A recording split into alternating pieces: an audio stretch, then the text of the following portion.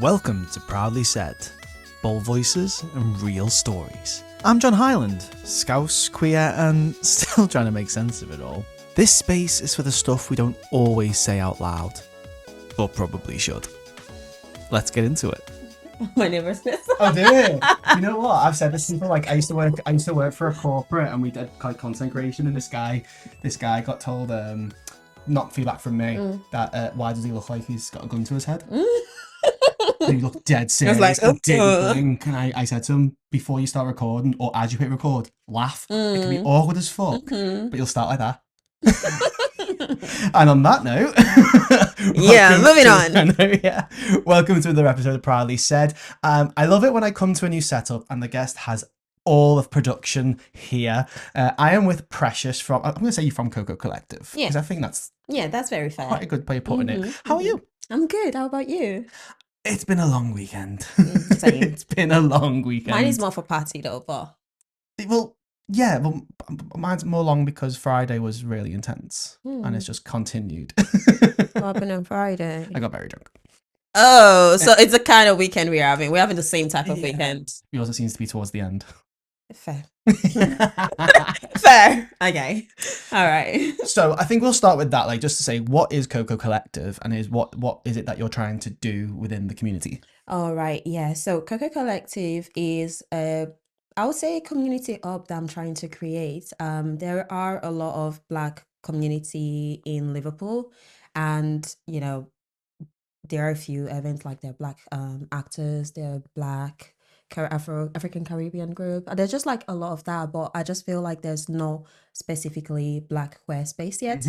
And while Koko Collective does accept everyone, it really like emphasize on the fact that it's big on inclusivity, be that neurodivergent, mainly queer, but just everyone, but mainly queer. I just want it to be a space that, I'm going there, I'm going to see Black people for sure, I'm going to see queer people for sure, and then the others. And then the others.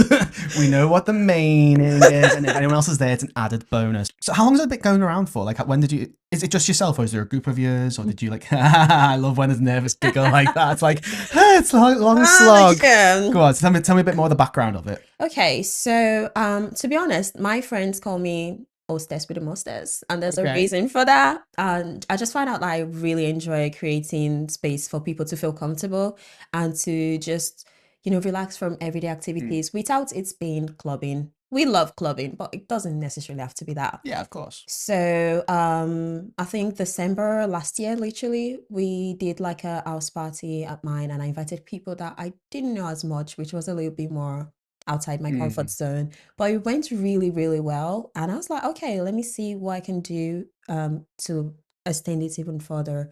So the first event was like in February this year. Wow. Yeah, it was like a games night, and honestly, it was good. I feel realistically, it's just me and I. Me and I. Love that. But my friends are lovely, like straight queers. My friends are really lovely, and they've been very supportive. They've also been pretty much my volunteers as well. Yeah. I love yous. I was going to say that. And they're kind of my volunteers by force. But the love is always there. You all know. But yeah, honestly. So you haven't even been 1 year yet? No. And I think we've done a lot for I think you have. a year yet. Yeah. I do need a bit more turnout though. So thank you. Clock the look. Clock the look. I appreciate that. So what do you want to do with it? Like, what do you want it to become? Honestly, that's a big deep question. Sorry. No, but it's not. I think that's the main thing. To be honest, right? I've been going to some because it's Black History Month. Black History Month. It's just a space where I've noticed many Black spaces in Liverpool. I'll say Manchester as well, but Manchester is a bit more established in that sense. So it's pretty much that everybody that's having a Black or minority space in Liverpool usually starts out of anger. It's like, I'm feeling this rage because there's no space for people like me, or that really includes people like me. And I've met like amazing, event organizers within Liverpool that have even, suggested many things for me, and I really appreciate it. But still, even when I go to these events, I always feel like okay, I maybe, connect with the fact that I'm in a queer space, but I still don't feel as welcomed. Right. Okay. Because people, at least in the queer space, people are like a bit more cautious. They're like, oh, I don't want to say the wrong thing. Then in, I guess, the straight place, people are like, let me tell you everything about you. So it's like one extreme to another. Yeah. And sometimes all we just want is to be approached the way you would approach someone else that you care about, someone else that looks like you. So if I'm in a, less inclusive place, and someone wanted to talk to me, I'm very open to that. But I just need them to talk to me the way they'll talk to another white person-ish, with setting boundaries. I'm kidding. Yeah. No, it's true. I mean, it's just so like, if you want to say hi to someone, you don't have to say, oh, where are you from? It's like, hi, how are you doing? How's your evening going? Like, Why is the opening question, where are you from? It's kind of always turned out to be that. It's like, oh, so are you from Liverpool? I was like, okay, yeah, no, I'm not, but I'm here though, Yeah. So yeah, it's really much just being able to have a space where I feel a little bit more included, or at least I feel like it's created for me if I wanted to feel included. And that's what happened for Koko Collective as well. I was like, I really love community. I love being in space of people that are similar to me in some sort of ways. And why not create the space for that? I think it's just for us to put the word out there more and let people know that, there's this space for everybody. And mainly for Black queers, really. Which I think is an interesting point to like move on to. So like I think from a gay man's perspective, and I have always said this since my days with Pride, is I know in terms of the queer community, I'm at the height of the privilege ladder, shall we say. I'm a white cis gay male. Like I know my privilege is there. But if I open Grindr, it's mostly white twigs. So I'm curious, if you don't mind going there, your experience being a Black queer woman in Liverpool. How is that? Non-existent. Non-existent. Well, it's just me and I. I'm kidding. It's just again. Oh God! All the right. only queer Black woman in the village. No, luckily I've seen a few, but I think like I can't really reply to this question without mentioning the fact that Black culture does influence a lot how Black queer operate, because I probably am one of the few Black queer people that are like, say, African per se, Right. and grew up religious, and that would, be really outspoken about it, or that feel comfortable in their skin a little bit more. There are some people that have come to our event and have just been like, please don't take pictures of me or stuff, just because it's still more of a taboo topic. And some people coming from like, Africa, there are many countries that are like, this is illegal. And they come with the mindset that, oh, I should not be seen, I should not feel comfortable in the space. So there's another layer of like, even me trying to date as a Black queer person, do I feel like I am worthy of it? Do I feel like all the years they've been telling me that I'm not supposed to, I'm an abnormal person? It's a much bigger conversation per se, but I think it is messy. That's a word. Because then when people who have been held back for a long time get a little bit of freedom, what they want to do is like pop that, And you know what? And just as a little interjection, so I lived in Northern Ireland for a few years, which is the whitest country part of the UK, I will be honest with you. But in the same kind of concept, this whole like, Catholics, Protestants, integration kind of thing, even from like the bars, it's getting a little bit better now, like, but clubs and pubs wouldn't be open past 12 now, just getting to 2. And the students, because there's quite a big Northern Irish student population in Liverpool, they go wild. It's like, oh, this club's open till 8 in the morning. So I know it's a very, very different comparison, but I've actually met a few Irish people too that I've seen, and I was like, are these people always wild? Only to then understand that always because they've not had that much, I guess, freedom. I would say it that. Or opportunity. Opportunity. Is that I the think right that's word? probably better. So I think it does happen. Like Manchester, mainly London as well. There are, of course, more Black queer communities, and lovely spaces to even. I literally would go London to have like a good time, honestly. And just stay there for like a good time. Because like the community is there and it's really warm, but at the same time it's like when you are trying to navigate actual, say, love interest and getting to know someone and actually like just all the human part of it, it's more difficult because many people just want to play, I would say. Play. I'll Okay. just say play, Okay. right? But it's not, and I can't even blame them for that because Yeah. I understand, but it is a bit more difficult to feel as a team or feel complete if you're looking to experience a whole partnership, I would say. And is that simply down to what you've just said about cultural Yeah. references, upbringing? So it's like they know they can have a play and it's behind closed doors, if I may. But then if it goes into like a relationship of some description, then you kind of do need to be a bit more open about it. Yeah, and not just about being open about it, it's also like you need to literally get into yourself and say, okay, why am I homophobic even if I'm gay? You know? And that be happening a lot because again, I'm not gonna say names. Say them. Nah, it's good. I'll be good. But I've had a friend that, you know, very lovely person, and she had a whole phase where she was like, I'm cool when, you know, gays are like female, like lesbians and bisexual, but I don't know, just the male gaze, it feels odd to me. I was like, why? Exactly. So it took her a few months, bless her soul, because she really did her research to understand. Hey, good Literally. for her though, doing the research. Exactly, because some people would be expecting you to teach them. I was like, Yeah. that's too much. Do it yourself, you know, ChatGPT and Yeah. all that.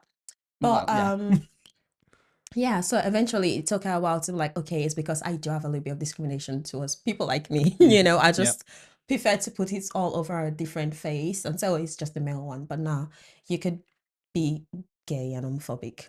So oh God, yeah. yeah. The homophobic homosexual. It's a thing. Actually, they're the more complicated ones. Yeah. I was gonna say it as well. No, I would Because agree. they're the one that would discriminate and like literally harass you.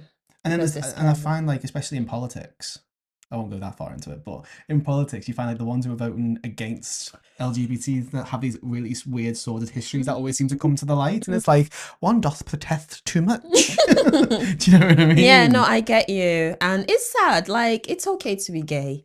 It's really okay, because at the end of the day, you might die tomorrow, and imagine not even knowing yourself before you die. Wise words. We'll end the podcast there. Done. 12 minutes in. But that is But deep. yeah. So I'm just like, because I do find it really interesting. So like the Liverpool tries to like, was it capital culture? There was a time when we would say Liverpool is the world in one city. You know, it's got quite a big thing of like, you know, it's the oldest Chinese community outside of mainland China and stuff like that. But I do agree with you. It's I made a joke recently to somebody saying, where the fuck are all the lesbians? I want to know too. 2 episodes coming out in 2 episodes. They're at Sapphic Socials and Lavender Nights. Oh, love them. Amazing people. The specific like lesbian nights. But then, so do you find that it is these kind of spaces that are needed, and then people feel a bit more comfortable? Because I have been at certain spaces, and it's just a generic like conversation talking about politically related stuff, and I've done filming for it, and they've come up to me saying, "Can I not be in the video?" Just because of what the nature of the conversation was about. So how has it been creating these spaces yourself? What's been like? What's the response been from people? So that was a very long-winded question. I'm sorry. No, it's okay. I get your message. Needed context. So it's very tricky because actually, so you know the events for the 11th of October. I am going to have to take an L on that one and actually cancel it, right? Because with I'm working with Spirit Level Liverpool, which is a trans support community, and we really invested in that one. But the response have been really, really low. Right, okay. Like really low, right? So we've had to like cancel that. I think the main thing here is the fact that choose your words. Angry black woman coming in. Do it. Oh, right. Let's see. So I think, right. Tell your truth. You don't want to start. We'll be here for forever. I need to really think about this because, I I have been actually talking about this like the whole week. So my brain is trying to say, we have said a lot about this. Let's bring the important part. I think the response, just having a Black queer space, is good. Mm-hmm. I've heard, people just be like, oh, it's amazing that I can have a good time here. The team is very small. I've had much more, people, more turnout when it's an event where I'm focusing more on the Black part than the queer part. And Right. when I'm focusing on the Black queer part, it's much lower Interesting. response. And while I understand that, scary times, I'm always very, open and always like add that description, like, you don't want your face to be shown, that's It won't be shown. absolutely Yep. fine, and I wish there were more Black queers that do show up for this. Yeah, I think most of the time they just kind of want to go clubbing, and I really do understand it, because my main space here is just like, games nights, paint and sip, a lot of that, some movie nights recently, and it's a space where I want people to actually become a community. Yeah, So like that's come why, together and exactly. talk. So not just like have a good time, because there's a lot of that in Liverpool. Liverpool is really good with that. However, I just want people to be like, oh, I made a new friend, Yeah. and I could talk about this difficult thing as a Black queer to another Black queer, or even to like a non-Black person, just to cover it all with that word. And just be like, oh, I've meeting this person, I'm having a really good time with the type of like queer energy that they have, and also the other person be like, oh, I'm learning a little bit about this other person without having to ask the individual to teach you. You're just Yes. going to the space that already is meant to teach you. And it's just part of like the conversation. Exactly. Literally, among the events that we're supposed to do on the 11th of October, but there was going to be a space for like panel to have, different Black queers just discuss a little bit about their experience. So Yep. we had like a Black trans man, a refugee Black lesbian woman, and just all literally we went on to make sure that we're picking very diverse people, even within their Blackness, just to express how big this could be. Yeah, because how there the is experiences are similar but not. Exactly, because I think there's also this little bit of stereotype that, if you're Black queer, then you low key, people expect you low key to be like a stud, they just want that masculine energy. A what? If you're like, I guess like a butch. Oh, okay. But stud is technically specifically for like Black masculine presenting men. Okay. But men, lesbians, men, where are they? They're always start up in the conversation. These guys, yeah, get out of here. But nah. So it's like, yeah, if you as a Black woman, you're like, oh, I'm lesbian, I think people just expect you to dress a little bit more masculine and be like a stud in that energy. But sometimes that's not really the narrative. Like in my side as a femme, and also I guess what do you call it, straight passing? Yeah. There's like a word like that, straight passing Yeah, I woman. suppose. Yeah, like I think I've heard the phrase when it comes, especially if you're a lesbian, like lipstick lesbian is someone who's quite femme. Straight passing. Yeah, I get what you mean. Like you wouldn't you wouldn't look at you and Exactly. assume. Like, first of all, I've had a situation where someone, at work, walk up to me, and they were just like, I could tell they were trying to guess if I was, Right. but they were okay. looking at my nails, and I was like, I could do a lot with this too. Sorry, it reminds me of a Michelle Visage quote where she says, "These were cut." I mean, no, but like in the good way. So is that it's just picking up on what you said there about there's an expectation. So like, Exactly. is that a lot? Is that more common within the Black community, queer community, of stereotypes? Yeah, I don't think it's necessarily the Black queer community. I think it's just the queer, like the Right. Okay. LGBT. Sorry. Yeah. So it's like yeah, even if it's like an interracial couple, which is absolutely fine, by the way, nobody's saying anything, you'll calm down. But it's just so that people would expect the Black queer woman to be the more masculine presenting. And I Right. feel personally, theory, right, that it's also because there's this, again, energy of a strong Black woman. But like, not me. I'm very soft. I just want, like, yeah, just take care of me. Very soft, Honestly. but you're stronger in your words. Sorry, that's my only weapon. Okay. Hey, you can do a lot with words. I know. But What? honestly, yeah, there is an expectation that does come out of that. And I think like in the queer community as well, you know, we need to be really realistic with ourselves and not be delusional and say, okay, yeah, I am queer, but I could also be discriminating. I could also be having some stereotype, and it would be helpful for me to just mentally open my mind, or at least try and understand my neighbors or learn about my neighbors, just like we all learn about like all our pronouns and more. Yeah. So it's literally just about, I just wish we're all more of a community. I think there's still a few separations, and I feel like, as you know, we all queers, we are low-key still the weirdos. Like, let the weirdos come together. And like, nothing wrong with being weirdos. What's not normal? at all, at all. What is normal these Exactly. days? What is normal? I do agree with you on the. I do think sometimes I might get cancelled for this. I think Scandal. the LGBT community can sometimes be its own worst enemy. I agree. To the point of like exactly what you just said, an expectation of what roles people play, because like why I'm repeating something another guest of mine said about why are we putting heteronormative expectations on our queer lives. And Exactly. the whole point is that we are different. We're normal.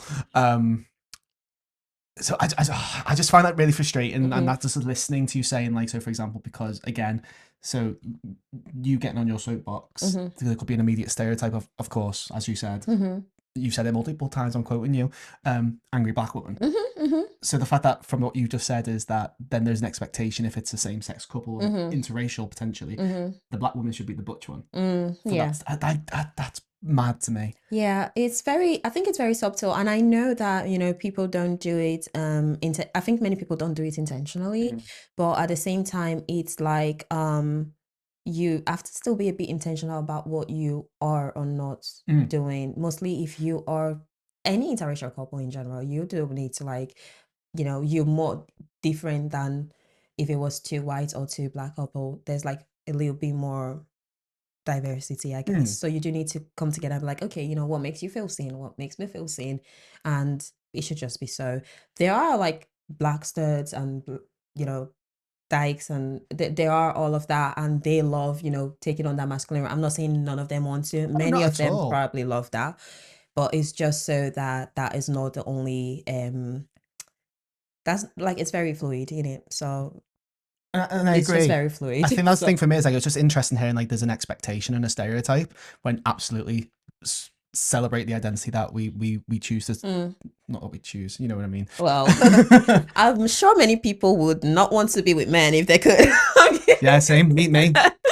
I've heard everyone said that. I don't know why. Every gay man goes, why am I gay? Literally. I mean, I hear that. As a bisexual queen, I understand that too. But yeah. Love it. So, just conscious of time, because I feel like we could talk for a long I'm open right now. You're open. The book is open. We are reading. Ready to read.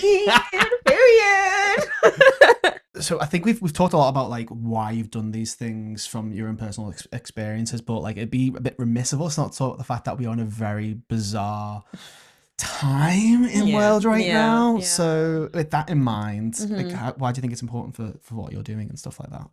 Well, I think Koko Collective per se is a space to be completely yourself. Like, just be yourself, honestly. And mostly now, we're not really guaranteed what's going to happen in like the next year. There are many of our communities, both, you know, trans, immigration, wars that's going on. There are so many little things that we could do to really, really make an impact. Protesting is good, you know, it's amazing. Sharing posts is good, it's amazing. But I feel like sometimes rage can help us a little bit more. I'm not saying anything violent. I know, I'm not saying anything violent, but I'm saying like just that desire to take action. Because I know myself as well, when I'm feeling certain emotion, I'm like posting and trying to go protest, and then I'm also like shaking my ass in the club, which is absolutely fine because we do have to create a bit of a balance. However, I think there are a little bit more action that we can take. So if you already just have that how would I say, that awareness, that being intentional to say, okay, I will be putting effort in the trans community as much as I'll be putting in the immigration case, as much as I'll be putting in the war situation. For example, a very simple thing is, if you have an iPhone that's working well, you do not need the new iPhone, because again, that is one of the things that they're fighting for to get from Congo. There are like little action, I think it's the cobalt, which is one of the mineral that they be stressing Congo for, to say it in a very light way. So you don't really need to buy a new iPhone if yours is still working. I feel like I'm going very activist right now. That was very But activist. I'm sorry. You'd But get in there somewhere. honestly, it's just like there's so many little things we could do, which is like being part of certain community, showing our appreciation to certain activists or people that are working hard, and even people that are entertaining us. We just need to show as much that we appreciate people in certain ways, and that could hopefully get to a point where it make impact a little bit more than just sharing a story, or a little bit more than saying, oh, I've got only this smart art, and because it relates more to my personal experience. We need to think more as a collective, for real. Yeah, I'll say that. I like that, because I know that I've seen lots of different posts recently about how activism comes in different shapes and forms. And as much Exactly. as sharing a story might seem a little, if someone who has seen it might not have seen it, there's something in that. But I get you as well, the sense of there could be even more little steps. Exactly. And it can still just be little steps. Exactly. Whether it's, as you say, putting money into an queer business or et cetera, et cetera. So Yeah. no, I appreciate that. What long term, what do you think needs to change? Is it just more conversation, coming togetherness? Because you did mention about, obviously, community. How do we do that? Yeah, so I think the best way to just be a bit more united, first of all, would be to see actual inclusivity. I will shout out to Lavender Nights, because I know, like, I've been seeing Black Velvet as DJ there, and already just seeing someone that looks like you is amazing. And I think they are doing their part, right?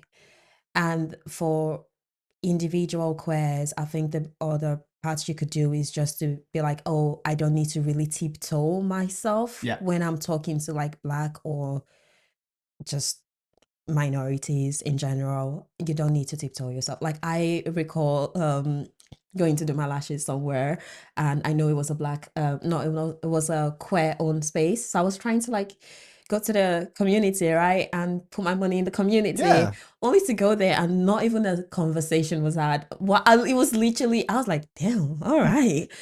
You may be queer, but you ain't the nice one. It's just like, and I think it was more awkwardness or like just nervousness, like, oh, I don't really know what to say.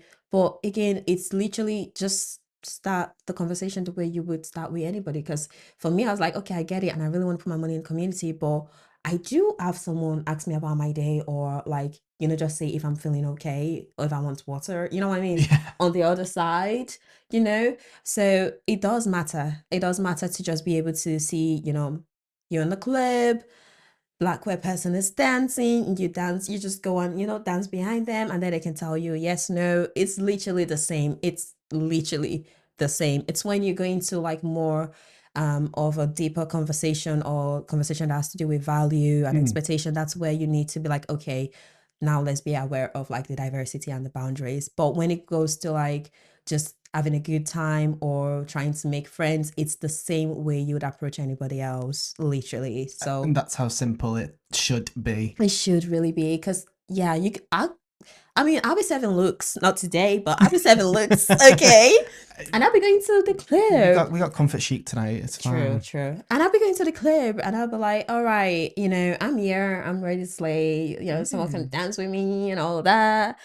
Only to see that everyone is looking at me, but no one is dancing with me. And I was like, wagwan. Yeah, what's the crack? Because again, but I do understand. I understand that it's like, oh, I'm nervous, I don't want to like say anything that will upset them. But I was like, is it really that, or is because you also do have a bit of a thought that you think you should not be having?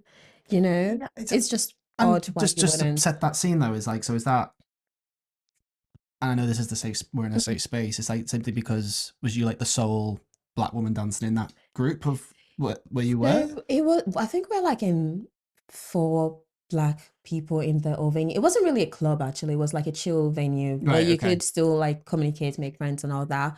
And the I noticed that the other Black people were like together, which Mm. was fine. I didn't know them, cool. But on my side, I was alone. I just came to the place. I go many places alone, and I'm Good for like you. very, open to just saying hi and stuff. But it just felt like I had to try even more. Yeah. And I was like, this is really exhausting. And I just want to like feel included in the community, I just want to be able to say hi. I don't even need to like, speak to you the next day. It's just like just go there and have a good time. I would say one of the places that I did feel comfortable, and I was probably the only Black person there, was I think it's the board games night. In Lovelocks. Yes, yes, amazing. Oh, shout out to So board games. I'm saying all of them now. Okay, yo, give me sponsorship or something. I don't know.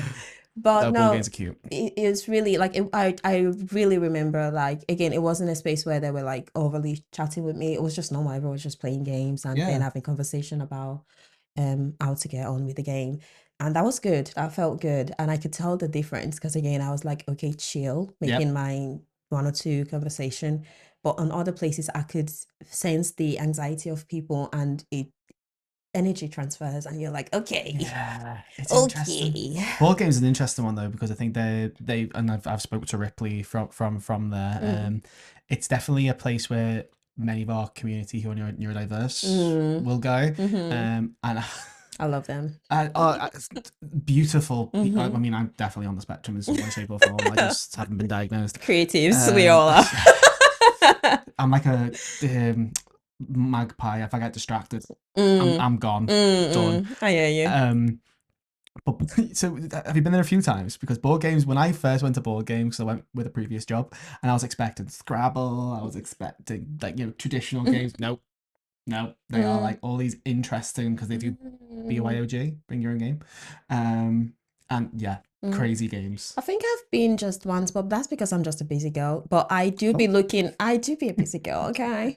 But I often, to be honest, I do often try and see if I can get a ticket when I'm available.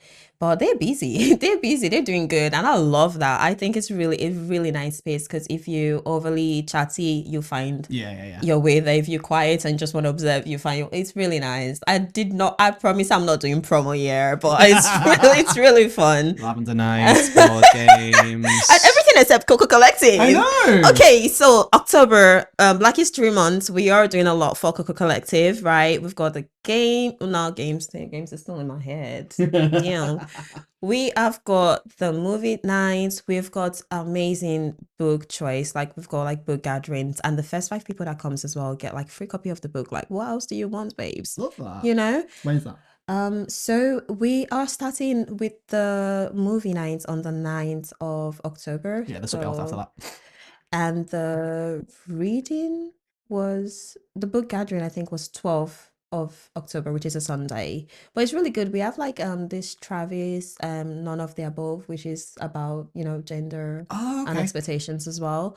And then we have like I think Black Flamingo on the 19th. I'm trying to get all the dates, but you got all the details on the Collective page. That's where we'll go now.